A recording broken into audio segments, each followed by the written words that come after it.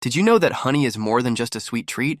It's a natural antibiotic. Honey, especially Manuka honey, has powerful antibacterial properties that can fight infections and heal wounds. Research published in the Journal of Wound Care found that honey can help heal wounds faster by killing harmful bacteria. Even ancient civilizations used honey as medicine.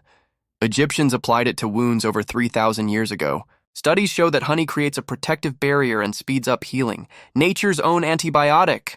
So next time you get a small cut, maybe skip the chemical ointments and try honey instead.